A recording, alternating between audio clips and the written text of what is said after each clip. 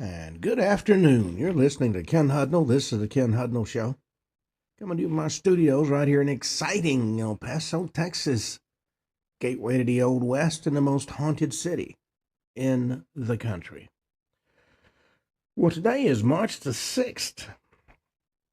It's the 65th day of this new year. Just 300 days remain to the year's over with, and we'll start a new one. Holidays and observances.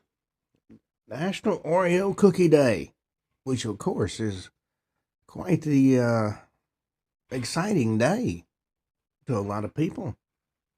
Day of the Dude, National Dress in Blue Day, National Employee Appreciation Day, National Speech and Debate Education Day, National Dress Day, from puffy sleeves to deep V-necks, from halter tops to hoop skirts. Dresses have taken on all sorts of shapes and sizes over the years. Overseas NHS Workers' Day.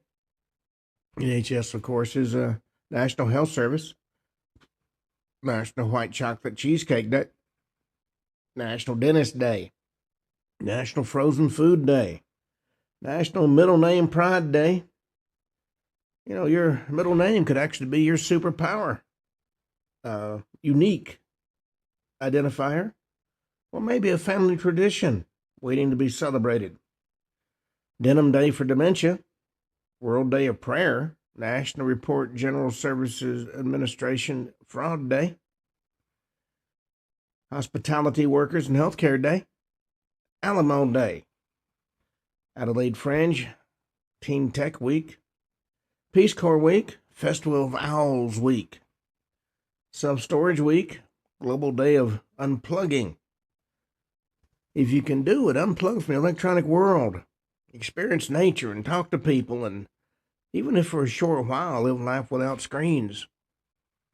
I know people who can't take a breath without checking their iPhone or their iPad or any of the other electronic marvels we carry around. Termite Awareness Week, Read Across America Week, Make Mine Chocolate, No More Week. Domestic violence is a serious issue that affects countless individuals and families. It's crucial to provide support for those impacted. National Professional Pet Sitters Week. Yes, that is a job, folks. Women in Aviation Week. Women in Construction Week. Read an ebook week. And I certainly urge you to do that. I've got, at last count, about 120 ebooks on various websites. Butcher's Week, British Pie Week, National Consumer Protection Week, World Orphan Week. Resilience of children who have lost their parents is truly inspiring. Despite challenges, they can still find hope and joy in life. National Invest in Veterans Week, and being one myself, I certainly urge that one. School Breakfast Week, Dental Assistant Recognition Week, Rumba Festival, Newspaper and Education Week, Chocolate Chip Cookie Week, National Scoot to School Week, National Ghostwriters Week, Will Eisner Week, the godfather of graphic novels. I was going through my library yesterday and found several of his originals that I didn't know I had. Hearing Awareness Week, National Aplastic Anemia and MDS Awareness Week, Celebrate Your Name Week, Words Matter Week, Cheerleading Week, National School Social Work Week, Telecommuter Appreciation Week, National Science and Engineering Week, TED Fest, National Green Week, Moomba Festival, North Dakota Winter Show, Coachaga Wine Festival, Jewish Book Week, Writer Weather Appreciation Week, Return Borrowed Books Week. Few things were satisfying as returning a stack of library books you read over and over. National Procrastination Week, Universal Human Beings Week, and Ramadan, the Muslim holy month, where the Muslims fast from sunrise to sunset, focusing on spiritual reflection and community. Famous people born on this date: Shaquille O'Neal and Tyler, the Creator. Well, on that note, let us see what stories we have in the news, because there's always something going on these days. Well, Israel takes action to prevent the Iranian ballistic missiles launched just before potential strikes, according to the IDF.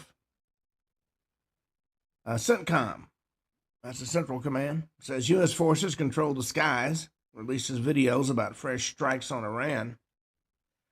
The Pentagon released a new video highlighting the overwhelming power of the U.S. military during the first 100 hours of Operation Epic Fury. According to the U.S. Central Command, said U.S. forces control the skies by launching from the sea, which is finding and destroying the Iranian regime's mobile missile launch capabilities with lethal precision.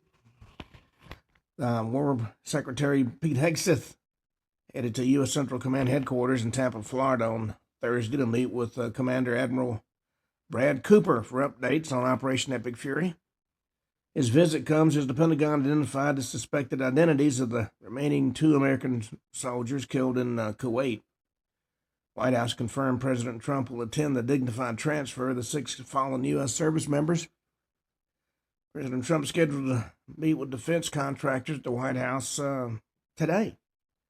Meeting comes after White House Press Secretary Carolyn Leavitt said Wednesday the U.S. weapons stockpile is more than enough capability to not only successfully execute Operation Epic Fury, but go a lot further than that. The IDF said 6 Iranian ballistic missile launchers were dismantled before they could launch toward Israel. This action was guided by the Intelligence Directorate, the IDF said, adding 3 advanced Iranian defense systems were also dismantled. When they say dismantled, that's a euphemism for blown into little pieces and scattered across the desert. Well, Canada's Mark Carney is under fire as all over the place on Iran, risking a wider rift with the U.S. Less than a week, Canadian Prime Minister Mark Carney has gone from supporting U.S. actions against Iran to raising the issue the U.S. and Israel acted without engaging the United Nations or consulting with allies, including Canada. Then on Wednesday, he said not ruling out Canadian military participation in the conflict. According to Nader Hashimi, a Canadian-born associate professor in Middle East politics at Georgetown University, said he's been all over the place. Doesn't look good for him or for the government of Canada. He's been influenced, it's believed, by public opinion and his understanding of Canadians' national interest and where they lie, and specifically the relationship with the U.S. at its core. His first statements were very supportive of the American-Israeli attack, and then he walked it back 2 days later when he got a lot of pushback because there's no reference to Canada's support for international law, rules-based order, and the United Nations. Well, the United Nations had shown itself long incapable of doing anything effective in regard to Iran.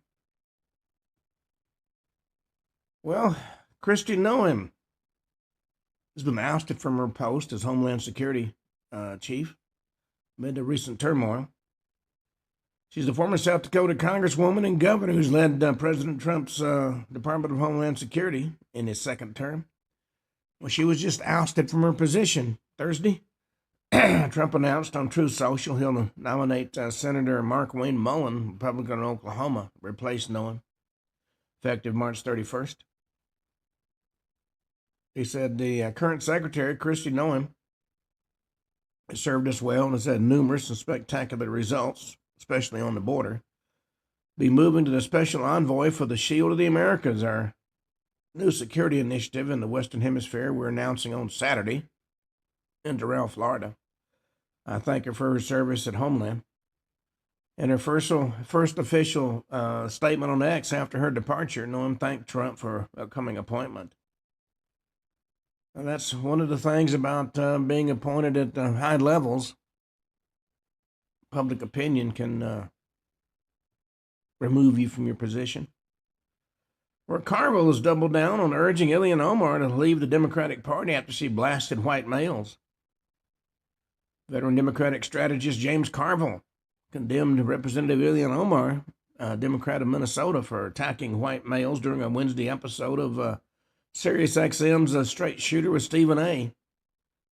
Sports commentator Stephen Smith asked James Carville about a recently resurfaced clip from May 2025 when the strategist had challenged Omar to leave the Democratic Party and start her own. Smith asked him to explain what caused this expression of deep frustration. Carville replied, Omar had some admirable qualities and is liked by many, but she started attacking white males, and I'm going to say, wait a minute, let's stop. It's 2024, 72% of the people that voted were white, all right? That's just a fact. And of that 72, probably 48 or 48% and a half were male. And it concluded from his calculation that about 33% of the people that are going to vote are going to be white males. It's stupid to attack 33% of your voters. Well, I saw one story that says she had been thrown out of Congress Wednesday night. Well, some folks just don't want to keep their mouths shut. Well, a Florida nurse was on video urging China and the UK to attack the U.S. to remove the Trump regime in a viral TikTok presentation. Posted on a video on TikTok calling on foreign governments, including China and the UK, to attack the U.S. in order to remove what she described as a regime of President Trump. She said, come on, Canada, come on, UK, come on, China, you know you want to do it. Her name is Joyce Schultz-Killian, said in a recent video posted on TikTok. Come in and attack the U.S. You don't like our regime, we don't like it either. Help us, please. Help the U.S. Come in and help us. We'll figure it out, and we don't like our regime either. Well, if you're not happy with things, there's the door. It's called the border. You cross it and go see how you make out in other countries. Well, an appeals court has lifted the injunction on Trump's Chicago immigration operation. Federal Appeals Court on Thursday lifted a lower court's injunction that restricted immigration agents' use of force during Operation Midway Blitz, the Trump administration's major enforcement operation in Chicago. Three-judge panel of the Seventh Circuit, U.S. Court of Appeals, ruled 2-1 to vacate the district court's preliminary injunction and dismiss the appeal, saying the lower court had granted an overboard, constitutionally suspect injunction. Attorney General Pam Bondi called that ruling a huge legal win for the Trump administration. Tonight, at the Justice Department delivered a huge legal win in the Seventh Circuit for President Trump in support of Operation Midway Blitz. At POTUS's a crucial law enforcement surge in Chicago, she wrote on X. President Trump is trying to protect the American citizens while local elected officials refuse to do so. The Justice Department attorneys are proud to argue this case and will continue fighting and winning for the president's law and order agenda. Well, a lot of the lower courts seem to have trouble figuring out who they're supposed to be protecting. Well, in October, protesters and journalists sued several federal agencies, arguing Immigration and Customs Enforcement and Customs and Border Protection and the Department of Homeland Security violated the First and Fourth Amendment rights by using tear gas, the chemical agents, to break up demonstrations. And if you've never been exposed to tear gas, I urge you to try to avoid that if you can. Well, one of God's anointed, a Clinton-appointed judge, has ordered the government to begin refunding $130 billion in Trump tariffs after Supreme Court ruling. Federal judge ordered the Trump administration Wednesday to begin the drawn-out task of refunding billions of dollars to companies and paid tariffs the Supreme Court recently invalidated. Judge Richard Eaton, an appointee of former President Bill Clinton, laid out the estimated $130 billion refund process in a 3-page order. It's going to begin with Customs and Border Protection calculating what the importers would have paid without the now invalid tariffs. Eaton also made clear he'd sole jurisdiction over the refunds, which paid more than 1,000 companies. And those 1,000 companies have sued over those tariffs in the U.S. Court of International Trade. Chief Judge indicated, "I'm the only judge who heard cases pertaining to the refund of International Emergency Economic Powers Act duties," he wrote. "There's no danger another judge, even one in this court, will reach any contrary conclusions." That's right. When you're appointed by God to be a judge, no one can question what you say. Just ask some of the people here. Well, the California Voter ID Initiative clears the signature threshold, setting up a November showdown with Newsom. Petition to require voter ID and allow only U.S. citizens to vote gained momentum in California and surpassed the required 875,000 signatures threshold to qualify for the November ballot, according to the group leading the effort. You know, it's interesting, the leftists who say that you don't need an ID to vote, like Mandami in New York City. You don't need an ID to vote for elected officials, but under his administration, you do need an ID to do those things as shovel snow and be paid for it. I have to wonder about some of the ideas these leftists come up with. Well, Drew Carey says misconceptions led him to ignore heart attack symptoms. Said he didn't realize he was having a heart attack during the run of his 90s and early 2000s hit The Drew Carey Show because he believed the misconception the person's supposed to clench their heart and fall down. He said, "I was really overweight and we were supposed to come back to taping," he told Ted Danson on his podcast, Where Everybody Knows Your Name, Wednesday. Carey said he decided to start jogging to lose weight before he went back to the show. "So I had a little heart chest monitor and whatever, and I was jogging down my street. My heart rate went to 160 or something like that. Really like crazy. And I was like, oh, and I felt numb on my shoulder." Said, "I was experiencing all the things I read were heart attack symptoms, but I thought if you had a heart attack, you'd go, and fall down like in a cartoon. I thought that's what happened when you had a heart attack." His immediate response was, "Oh, that's worrisome. Let me slow down." So his heart slowed down to about 80 beats a minute, which is already high anyway. I started again, and it shut right up, and happened a couple of times. Said he even crossed paths with a deer during his run, which he heard was supposed to be an omen of something. Well, a lot of folks have symptoms they don't recognize. And let's see. Israel has been pounding Hezbollah targets, daring Lebanon to reclaim sovereignty from the Iranian-backed terror proxy. Amid the ongoing conflict with Iran, analysts say the Trump administration should pressure Lebanon to fulfill its commitments to disarm the Iranian-backed terrorist group as it drags the country into another war with Israel. David Seneca, former U.S. Assistant Secretary of State for Near Eastern Affairs, who oversaw Lebanon's policy during the first Trump administration, now directs the program on Arab politics at the Washington Institute for Near East Policy. Said the U.S. should make clear to Lebanon it's time for the state to honor its ceasefire commitment to disarm Hezbollah, he told Fox News. Seneca warned if Beirut doesn't pursue disarmament, it's going to remain a failed state. The warning comes as the IDF attacked multiple Hezbollah targets Friday in response to the terror group's launching of rockets and drones toward Israel on March 2nd. Its first attack since November 2024 ceasefire, ending the previous round of fighting.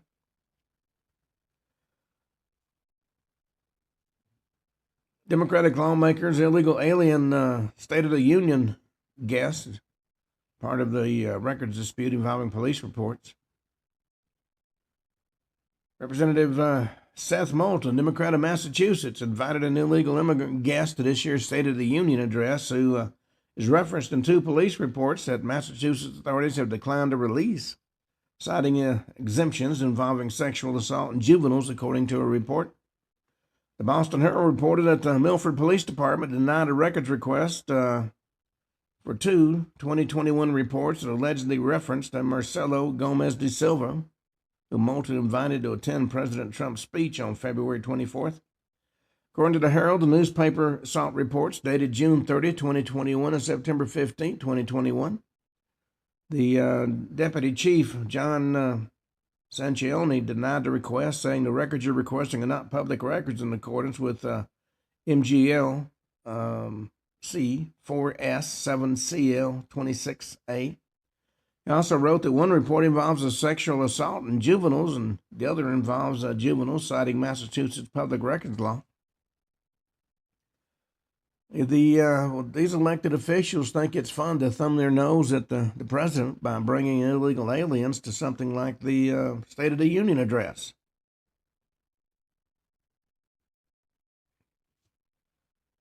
Well, Virginia Governor Spanberger is refusing to honor an ICE detainer in a murder case, escalating a showdown with the Trump DHS. Democratic Virginia Governor Abigail Spanberger has taken heat for telling the Department of Homeland Security that if it wants to take custody of an illegal immigrant facing state murder charges, the department should get a judicial warrant. A document critics and legal experts say is irrelevant in this particular case. White House Deputy Chief of Staff Stephen Miller said judicial warrants are not applicable for Abdul Jalal, Sierra Leone national, allegedly stabbed 41-year-old Fredericksburg mother Stephanie Mintner to death at a bus stop in February. Miller was among several Republicans to criticize Spanberger in a clash that underscored a broader battle between DHS and so-called sanctuary states and cities. Administrations argued that Democratic leaders in those jurisdictions are resisting cooperating with DHS, leading to violent criminals being released onto the streets, while Democrats say their policies are in place to enhance public safety. Judicial warrants have nothing to do with deportation, according to Miller in posting on X. Well, we got one more news story before we go to our main topic for today. Well, let's see what else. And of course, my system decides it's going on strike. Must have been built by a Democrat.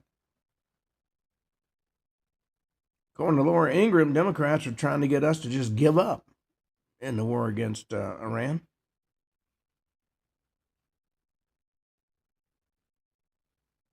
Well, parents and non-bureaucrats raise Americans' children, and the Supreme Court agrees. Parents and not bureaucrats raise America's children. The U.S. Supreme Court issued a landmark ruling that would strike fear into woke school boards across America.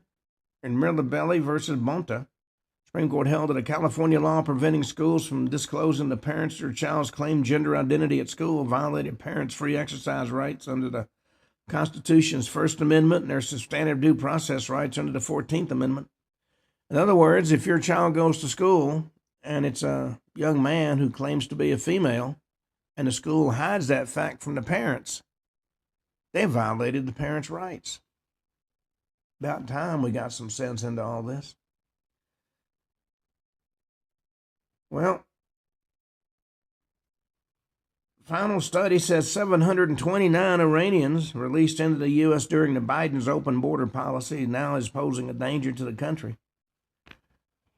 And living here along the border is especially something that I watch closely. Well, let us turn to our main topic for today. We're still talking about hidden or secret programs that our government carried out.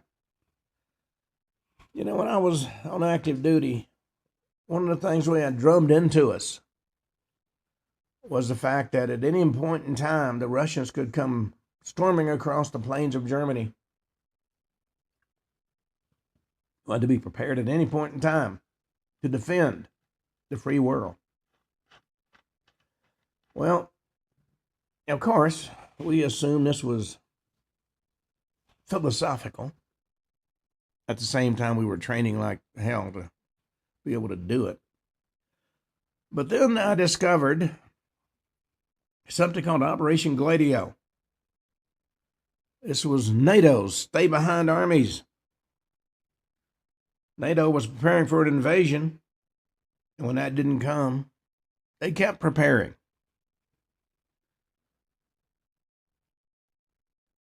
Now, this came out when I was researching the background of an individual who lived in the hills above Verona.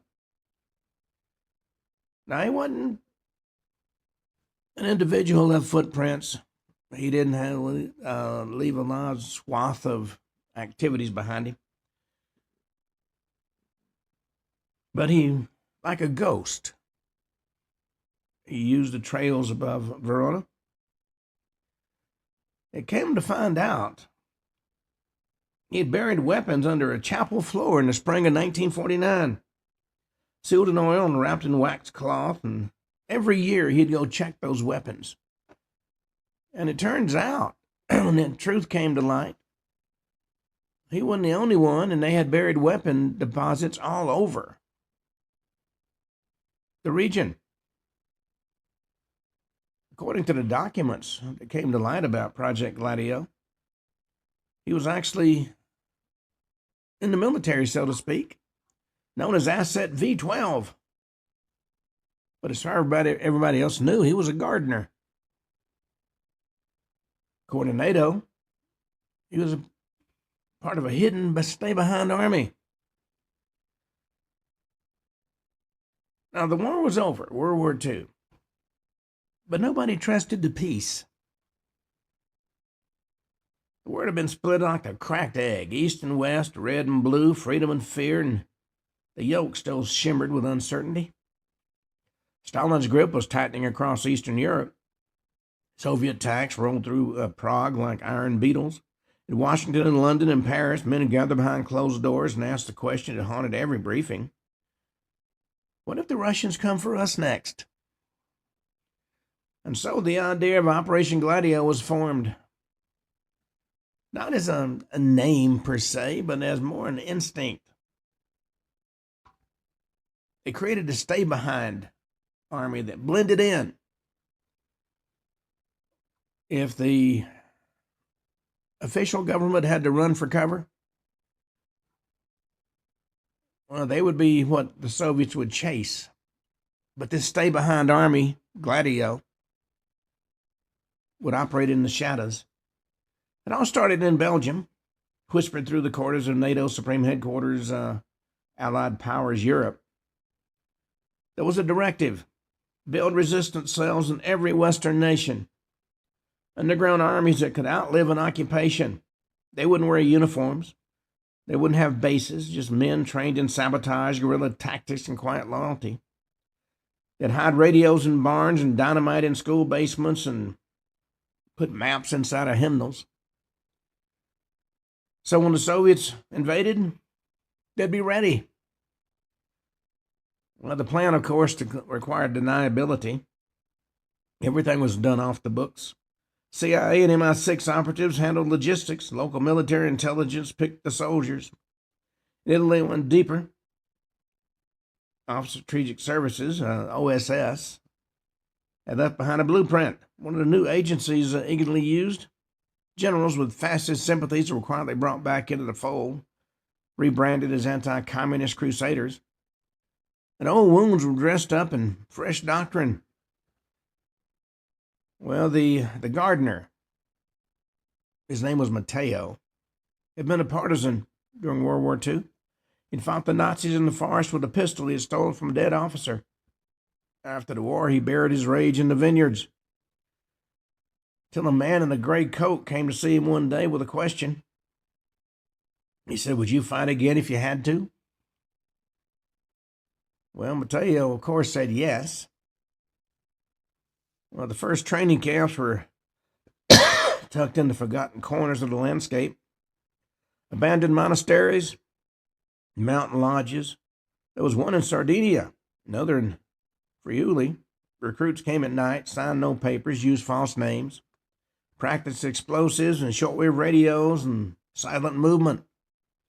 Their instructors were Americans and Brits, men who never spoke more than needed. Few wore patches. Most wore no insignia at all. But one message that was hammered into these would-be partisans: you don't exist. Arms caches were buried across Europe, Germany, Austria, Greece, Norway, crates filled with submachine guns and C4 and cyanide capsules and forged passports. Each cell knew its own supply point. The maps were guarded like relics. One group was captured, the others would survive. In Switzerland, the plan became policy. Former declaration of armed civil resistance passed into law under neutral guise. In France, Gladio mingled with the OAS. In France, Turkey, it danced dangerously close to the paramilitary Grey Wolves. Everywhere, the line between patriot and extremist blurred. But in Italy, something else happened. Now, the post-war years in most countries were unstable. Communist parties surged in local elections. Strikes shut down factories. The Vatican whispered warnings. And in this pressure cooker, the stay-behind armies began to shift purpose. From passive defense to quiet offense. From waiting to shaping. And rumors spread among the cells. Everyone was told, be ready to act. Not for the Soviets, but for Rome. One vault beneath a farmhouse in Bologna, an arms cache was discovered in 1956 by accident. A child chasing a ball stumbled onto a loose floorboard. Local police were called. The military intelligence was called in. And amazingly, the report vanished. And the boy's family was moved to a new house soon after that at government expense. Now, Matteo heard nothing about it. His handler had changed again. This one smoked constantly and never took notes. They met by the riverbank. They used coded phrases that were always the same. How's the harvest this year? Matteo would answer plenty of rot. And he knew to not ask questions. He still oiled his rifle every month. He still walked the perimeter of the cache. But the fear that once justified the silence, the fear of invasion, of tanks on cobbled streets, well, that fear had dulled. The Soviets weren't coming. The Iron Curtain held. But it didn't spread. But Gladio expanded anyway. No orders were given to dismantle the cells. Instead, more men were recruited. More caches were planted. More funds routed through shell corporations, military budgets labeled as emergency infrastructures. But in the 1970s, nobody seemed to remember who'd given the first order. That network had metastasized, an organism without a brain, running out of habit and old loyalties, answered to nothing but its own logic. And the logic was quite simple. Be ready, at any cost. In the hills above Verona, Matteo continued to bury crates. One of them held pamphlets, printed in secret, anti-communist manifestos designed to be scattered after a crisis. He once asked what kind of crisis, and he didn't get an answer. He just given another crate to bury. Well, the whole thing began, I guess you could say, with a bomb in a bank. December 12, 1969, Piazza Fontana in Milan. The explosion tore through the Banca Nazionale dell'Agricoltura just after 4:30 in the afternoon. Killed 17 and wounded nearly 90. Glass sprayed like shrapnel into the winter dusk. Survivors staggered into the square, stunned, faces streaked with blood. Shoes lay abandoned on the cobblestones. One man stumbled past his own severed hand without realizing it was his hand. The papers called it a tragedy. The police called it terrorism. But the problem is nobody could agree who had done it. At first, the blame fell on the anarchists. The government rounded up radicals, interrogated students, and raided apartments that reeked of ink and desperation. Within days, the suspect had been named. Giuseppe Pinelli, a railway worker and anarchist known for passing out pamphlets. Taken into custody and questioned for 3 days and then thrown, or maybe he was dropped, or maybe he was even pushed from a 4-story window to police headquarters. According to the official version, he jumped. Nobody believed it. Then another name surfaced. Pietro Valpreda, a dancer with a limp and a past full of protest. He's paraded through the media, a perfect villain, scruffy, angry, leftist. He swore he was innocent. Trial dragged on for years. But the deeper investigators dug, the more they found threads that led nowhere. Or worse, some of them led where they weren't supposed to look. Into the Interior Ministry, into military intelligence. And the quiet, well-dressed men who didn't speak in public and didn't appear in photographs. And behind them, always behind them. Project Gladio. It was in the margins of reports and brief mentions from journalists who died too soon or were fired without cause. Testimony from repentant fascists who spoke of a second level, a hidden architecture of power didn't align with any party but operated as if ordained. They called it the Strategia del Tensione, the strategy of tension. A doctrine as cold as it was effective. Keep the public afraid. Create chaos, then promise order. Allow terror to bloom in controlled doses, always attributed to the enemy at the moment. Blame the left, discredit the unions, justify police crackdowns. Win elections. In 1980, the bloodiest chapter arrived. August 2nd, Bologna Central Railway Station. A suitcase bomb detonated in the waiting room at 10:25 in the morning. Killed 85 people and injured over 200. Pure horror. Families torn apart, limbs scattered across marble tiles, smoke choking the air. Volunteers rushed in with bed sheets to carry the bodies. And for hours, that station looked like a war zone. For days, the city held its breath. Once again, suspicion turned to the left. Neo-Marxist groups, international agents, Palestinian radicals. Names were thrown like darts. But quietly, a pattern was taking shape. The bomb's composition matched others. Some of the suspects were familiar. And again, the evidence began to whisper, not scream, never did it scream, that the real threat might be coming from inside the state. A judge in Rome named Felice Casson began digging. He was methodical, incorruptible, entirely unprepared for what he would find. In 1984, while investigating a bombing in Petiano from a decade earlier, originally blamed on the Red Brigades, uncovered proof the explosives used had NATO serial numbers. Not Soviet, not Libyan, Western. Traced to caches hidden for emergency use.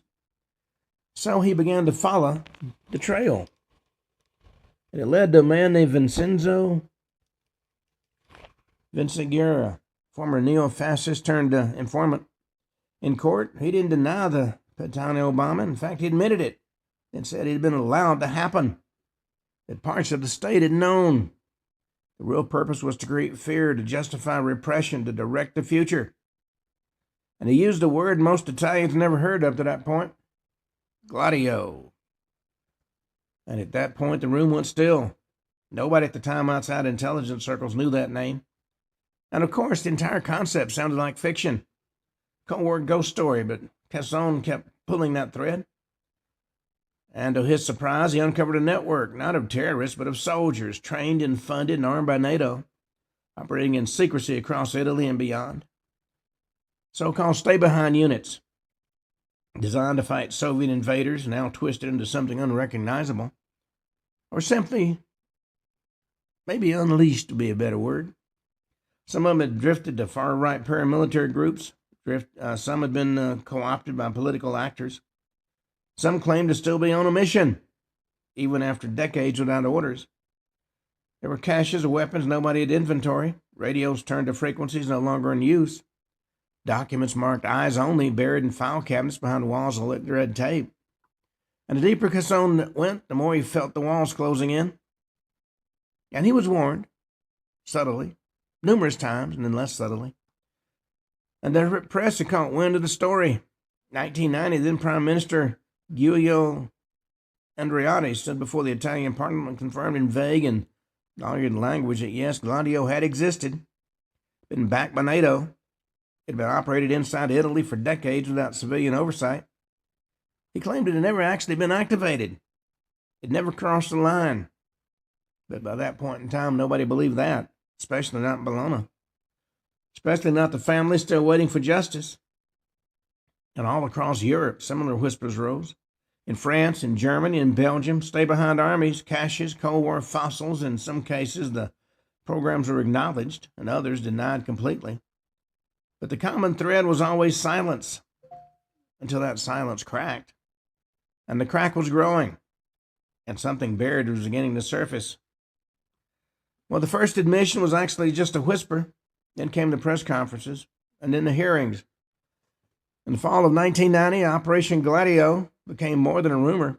had exploded into Europe's consciousness like a long dormant mine. Prime Minister Andreotti, pressured by mounting documents and Cassone's relentless investigation, stood before the Italian Senate and spoke the words the intelligence community had dreaded for decades.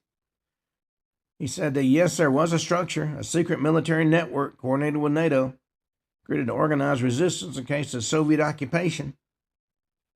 Well, at that point in time, Parliament fell silent. In Brussels, the North Atlantic Treaty Organization issued a statement that said very little. It confirmed that NATO had, in fact, cooperated with stay-behind organizations, but didn't offer any detail. There was no accountability.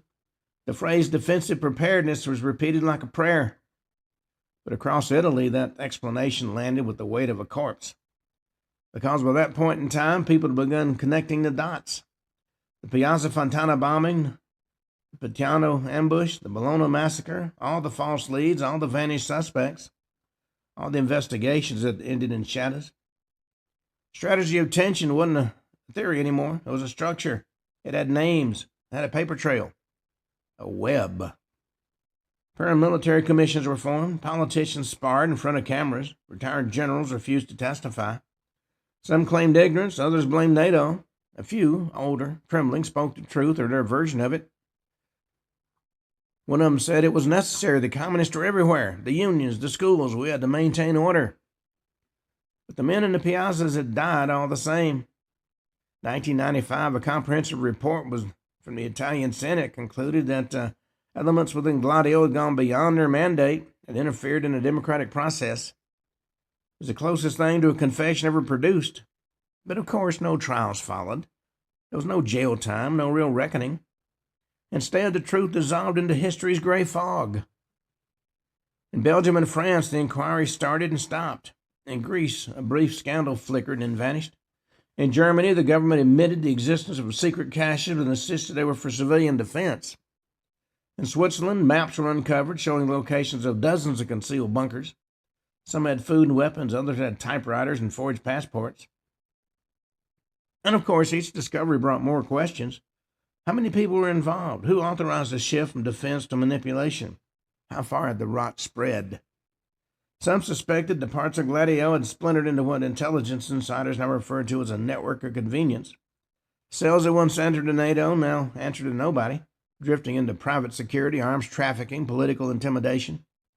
Some rumors linked them to dirty wars in Latin America. Others, more far-fetched, suggested it still existed in a dormant state waiting for a trigger. Journalists who pursued those threads found the doors closed, interviews were canceled, files missed. Some reported they were being followed, and a few even disappeared. Jean-Louis de Gennaro, a Swiss journalist, said Gladio's like a shadow behind the mirror. You can't see it directly, but once you know it's there, you start to notice how much the glass distorts the light.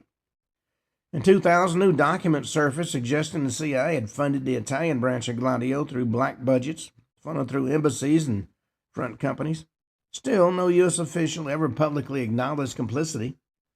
In Washington, the matter was treated as a European problem. In Europe, already weary from scandal, forgetfulness was chosen over clarity. But not everybody forgot. In Bologna, the wall at the train station still bears the scars. There's a plaque that reads, to the victims of the massacre, August 2nd, 1980, so we do not forget. A woman named Clara lost her father that day. She was 16. She remembers the moment the ceiling collapsed, remembers the iron taste of smoke, remembers her mother screaming names that no longer had faces. She now leads walking tours for students, tracing the geography of state violence, where the bomb went off, where the evidence was hidden, where the questions still outnumber the answers. And she tells them Gladio's not a ghost. It's a choice that was made over and over again. What lingers about Gladio is not just the blood. Oh no, it's the moral vacancy. It was not a dictatorship, not a rogue militia. It was embedded within the architecture of the West, within NATO, within democracies, within the very idea of freedom. It taught that sometimes to preserve the illusion of order, a little terror was acceptable, a little chaos. Carefully shaped, could steer a nation. It was in the truest sense a cult of control. Now, not financial in the way of robes and chants, but far more dangerous because it wore suits and wrote reports and held clearances. and actually believed it was saving the world. When the Cold War ended, there were ceremonies and declarations, but the Stay Behind network didn't hold funerals. They didn't pass the torch. They just vanished, or I guess you could say pretended to, because the weapons weren't all recovered, because the doctrine was never fully denounced, because in a world that still trembles with polarization and fear, the strategy of tension remains seductive. All it takes is one more enemy and one more man willing to bury the truth for the sake of the plan. Well, as time goes on, a lot more information is coming to light about things that the powers that be wish would stay hidden. And one of probably the best known was the Snowden and the NSA, when he talked about global surveillance and exposed a lot of programs. Now, when this story began in a hotel room, and that hotel room was cold. It wasn't just the air conditioning, though that buzzed faintly overhead, too stubborn to be adjusted. It was the kind of cold that settled in the walls, into the bones. Room 1014 of the Mirror in Hong Kong was modern, sterile, and forgettable. That was the point. And Edward Snowden, a name that would become synonymous with revealing the secret, had chosen that room precisely because it looked like a place nobody would remember. Sat on the edge of the bed, laptop open, phone disabled, curtains drawn. His face was pale, unshaven. On the screen, encrypted chat windows blinked quietly. Reread his last message to Glenn Greenwald for the 10th time. I'm a senior government employee in the intelligence community. What I'm going to share will change how the world sees the U.S. government. Well, that sentence felt a little grandiose, but it was entirely true. Across the Pacific in Rio, Greenwald had hesitated. He got messages like this all the time. People claiming to have secrets, to be whistleblowers, to be the missing piece. And he had discovered most were cranks. Some were dangerous, but this one was different. The source spoke in specifics, used terms only insiders would know. Asked for PGP encryption from the outset. And he was persistent. Eventually, Greenwald looped in the filmmaker, Laura Poitras, who had experienced navigating paranoia, and she agreed to travel with him. Snowden insisted on meeting face-to-face in Hong Kong. He couldn't guarantee how long he'd be free once the documents started surfacing, so they came as soon as they could. When the knock came on the door, 3 short, 2 long, Snowden stood, checked the peephole, opened it. Greenwald and Poitras entered without a word. For a moment, they just looked at each other. 3 people standing on the edge of something none of them could fairly name. It was Snowden that broke the silence. He said, "We don't have much time." He motioned to the room's small sitting area, gestured for him to leave phones above the door. Greenwald raised an eyebrow and said they're off, and Snowden said it doesn't matter, leave them in the minibar fridge. And they did. Over the next hours and then days, the former NSA contractor began unpacking the kind of truth that doesn't come in headlines, but in structure. Not one crime, not a scandal, something bigger than that. An architecture of watching. A system designed not to target specific criminals, but to collect everything. Metadata, call logs, browsing history, social connections, physical location on everybody. He said, I had access to full take, entire fiber lines, whole countries. Greenwald at that point frowned and said, "You mean legal surveillance?" And Snowden said, "No, I mean dragnet. Collection for collection's sake, not just suspects, people, Americans, journalists, activists, presidents." And he handed over a thumb drive. Inside were hundreds of thousands of documents, PowerPoints, memos, spreadsheets, chat logs, maps, targeting protocols. Some still bore the headers, top secret. This was signals intelligence, restricted to the Five Eyes Alliance. Others didn't even carry classification stamps. They were simply assumed to be invisible. And Poitras, of course, filmed everything. Snowden sat for hours explaining what each acronym meant, how X key score worked, how PRISM functioned. He spoke calmly, rarely pausing, as if he'd been practicing these explanations for hundreds of times in his mind. This is not about one agency, he said. It's about the infrastructure of power. It's about what happens when a government no longer has meaningful limits. He didn't raise his voice. He didn't sound angry, just precise, intentional, like somebody had made peace with the idea of never going home again. He'd worked in classified environments long enough to understand how things leaked, how they got buried. He knew that once he pushed this out, he'd lose control of it. He also knew he was running out of time. Hadn't told his family, hadn't even told his longtime partner, Lindsay, exactly what he planned. He'd left their home in Hawaii without saying goodbye, just left a note. He stared at the city beyond the curtains. Hong Kong was bright and alive and chaotic, but Snowden felt still. He wasn't running anymore, he was releasing. First story go out within days. Watch was to cut the film later. Grunwald would write the words and the Guardian would publish. And then everything would change. But in room 1014, history waited in the hush. Snowden leaned back in his chair, closed his eyes, for the first time in months felt something like silence. Not peace per se, just purpose. Well, shortly the headline hit like a thunderclap. NSA collecting phone records of millions of Verizon customers daily. Published by The Guardian on June 5, 2013. Glenn Greenwald's story opened with chilling simplicity.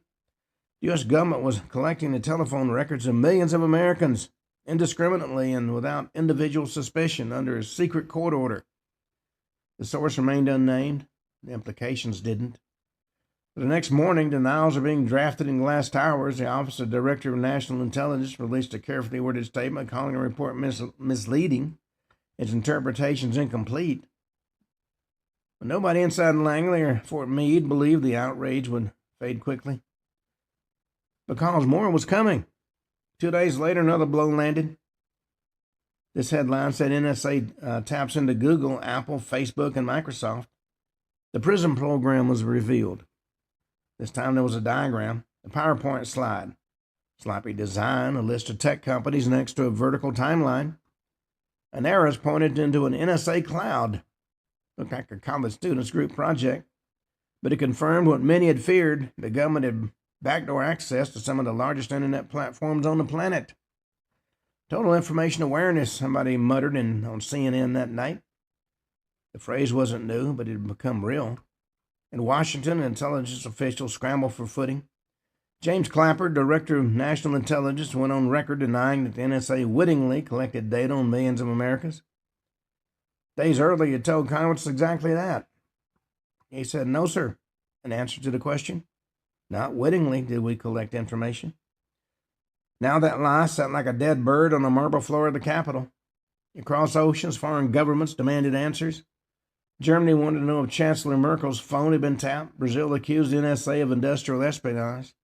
France called emergency meetings. The UK's GCHQ called in the same dragon and issued a non-statement and tightened its grip on press contacts. In Hong Kong, Snowden watched the reaction unfold on TV, wrapped in the sterile quiet of his hotel room. He'd stayed longer than planned. Greenwald and Poitras had left. The world now knew what he had done, and he was alone. Well, a few reporters had tracked him down. One of them, Ewan McCaskill of The Guardian, sat across from Snowden on the carpeted floor as he munched a fast food sandwich and explained what was still to come. Snowden said, "I ain't even given you the big stuff yet." McCaskill said, "What's bigger than this?" He said, "The bulk collection is the most dangerous part. It's the mindset, the architecture, the assumption you can build a system like this and not have it be abused." And outside, crowds gathered in protest. In New York, activists marched with signs that read, "Hands off my metadata." In San Francisco, programmers held cryptography teach-ins in cafes. Across college campuses, students downloaded encryption taps and debated the Fourth Amendment for the first time in years. But in the chambers of power, it was a different conversation. President Obama gave a press conference insisting nobody's listening to your phone calls. And he praised the whistleblowing tradition in America, but called Snowden's actions not the right way to do it. And that contradiction was lost on everybody. The Department of Justice issued charges against Snowden under the Espionage Act. Not theft, not hacking, espionage. And that word carried weight, old and treasonous. Snowden was now a fugitive. He moved in secret, taking cabs and changing hotels, and shaved his head, bought burner phones, slept with one eye open, He feared not just American agents, but that China or another country might hand him over his leverage. It actually become radioactive, and yet the leaks kept coming. Boundless Informant showed heat maps of surveillance by country. X-Keyscore revealed the terrifying depth of the NSA's ability to search through internet activity, emails and chats and browsing history in real time without a warrant. Muscular confirmed data siphoning directly between Google and Yahoo servers. Even insiders claimed they hadn't known the full extent. One NSA memo said very plainly we can watch ideas form as they type. And at home, trust eroded like sand under a tide. Surveys showed a sharp drop in confidence in government. Tech companies scrambled to regain user trust, issuing transparency reports and bolting encryption into their services like armor after the ambush. Whistleblower debate polarized the nation. Snowden was a hero to some, a traitor to others. Cable news staged verbal brawls nightly. Every talking head had a theory. Every agency had a contingency. In Russia, Edward Snowden sat in an international transit zone of Sheremetyevo Airport, sleeping on benches, eating packaged meals, waiting for any country, to grant him asylum. He'd left NSA, left Hawaii, left Lindsay, left his citizenship in many ways. But the documents kept speaking. And in rooms from Brussels to Berlin to Bogota, people began to ask themselves not just what their government knew, but what they assumed they could hide. He stayed in the airport for 39 days. No passport, no nation, no exit. International transit zone of the airport became a liminal world, fluorescent and sleepless. Edward Snowden, once a faceless analyst buried in the gears of intelligence, now drifted through headlines and political cartoons. Some called him a defector. Others called him a prophet. But the Russian guards and airport workers passing him in the corridor, he was just a thin, pale man with a laptop bag, no place to go. U.S. revoked his passport mid-flight. Ecuador flirted with asylum and then retreated. Germany hesitated. Brazil offered a polite decline. Only one country offered to open its doors. Russia under Vladimir Putin offered temporary asylum, not out of sympathy, but out of calculation. And Snowden, of course, accepted. He was 29 years old. The world moved on as it always does. The news cycle spun, new crises emerged, but the effect of the leak kept rippling through courtrooms and boardrooms, intelligence agencies, and quiet kitchen tables. In 2013, the New York Times and The Guardian published editorials calling for clemency. They wrote the public interest in the Snowden disclosures outweighs the damage. Editorial boards did not speak in absolutes, but this time they had to. Well, on that note, we come to the end of today's show. I want to suggest, if you want to see some of the things that have been hidden, you go to Amazon Kindle, look up some of the 100 and some odd books we've published under Ken Hudnall. Or you can go to hudnallfiles.com and see some of the things we have furnished there. We've got more and more information that's going to come out. A lot of secrets that have been hidden we're bringing to light.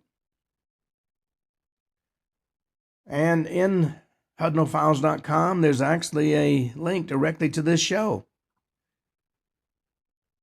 And from that same link, you can go to all the shows we've come out with. You know, we've talked about things that would absolutely curl your hair. If you think Gladio was an eye-opener, you ain't heard nothing yet. Well, on that note, we come to the end of today's show. This is Friday, and any Friday's a good Friday, don't you know? We'll be back Monday with a new story. Until then, this is Ken Hudnall for the Ken Hudnall Show saying have a truly great weekend.